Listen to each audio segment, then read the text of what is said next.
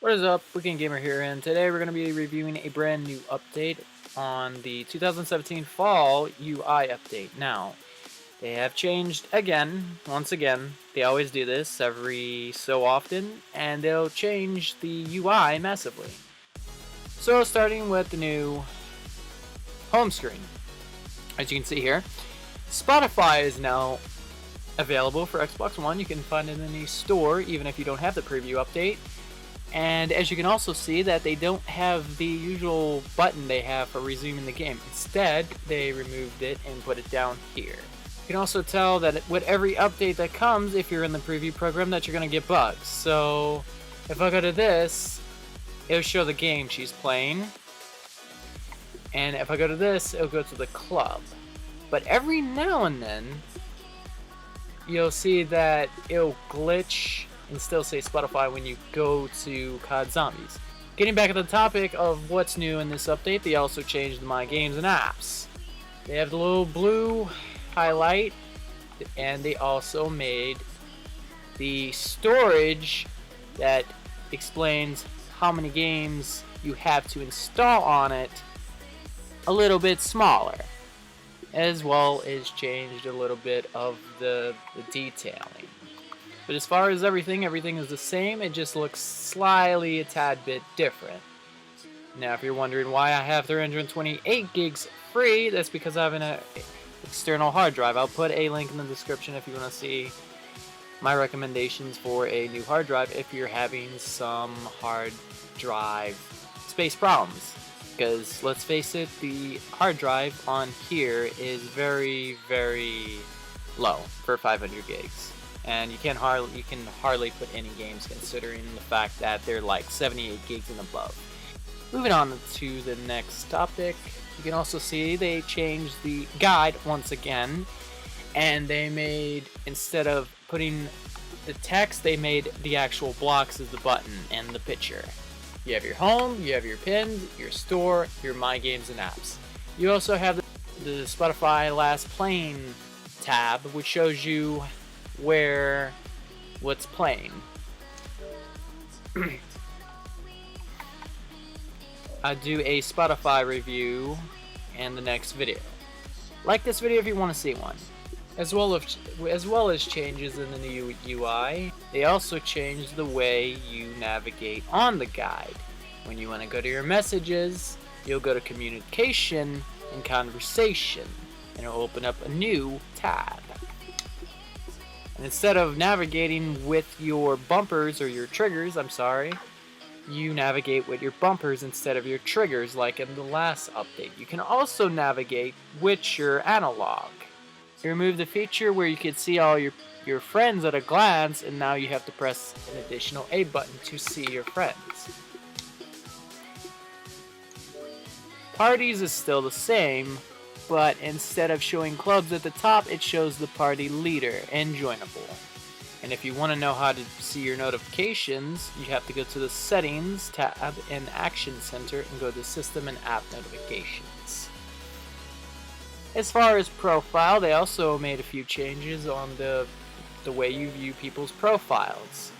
So if you get to a direct profile like mine, you'll notice that the top of the screen where it says Welcome Social and Gaming is now changed, as well as organized a slightly better. Now you can actually see what you unlocked right at a glance on the top, as well as have a category of whether you want to see activity feed or following if you want to see his friends. Now, previously you would have to go to following on the top where it says gaming and watch. They now removed that and put it on the sub-tabs on the bottom where it says activity feed and following.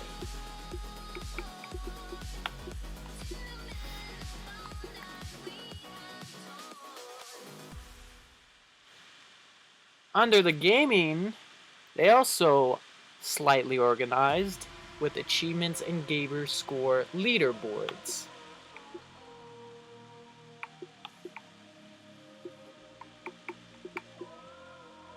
They now changed the actual capture where you can see everybody's game clips to watch. Now, as you can see, it's not currently over the watch because of a UI bug, which will be later fixed. However, if you want to go see captures that they have made, now you go under watch. As far as everything else, it's pretty much the same as last update. What I also forgot to mention is how you can instantly join people's parties under your recent activities of friends. So every now and then you'll get a recommendation to join someone's party if they're in one straight from the home. Community has now been redefined. Instead of going straight down in a list, now you have a checkerboard-like view of everybody's activities, which is actually space savvy and really unique, considering you don't have to keep going down and you can just scroll about just about anywhere and see everything at a glance.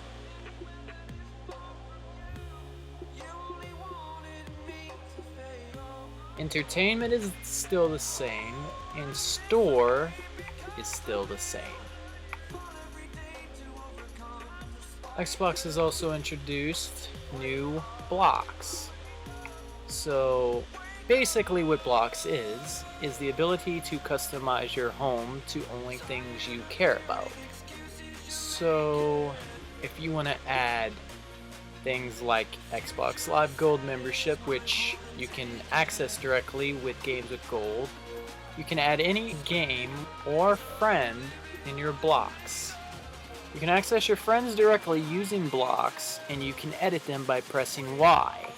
All you gotta do is add the actual game, add to home, and it'll appear these things called blocks, which is basically just a dedicated page to your games or friends.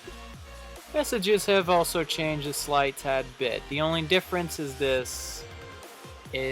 the messages look just this tad bit nicer. But the only difference that you can see is the way that the text sits in the actual message board.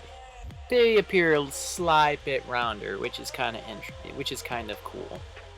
Hope you guys enjoyed this video, and slap a like on the video if you did, slap a dislike if you want me to change anything, and comment what you would like to see in this update or see better in a review. If you have any negative comments, put them down, and I will make sure to validate that and try to make better content for you guys. Give a like if you enjoyed, comment what you would like to see in this update or any other future videos. And I will see you guys for the next video, and don't forget to subscribe if you're new.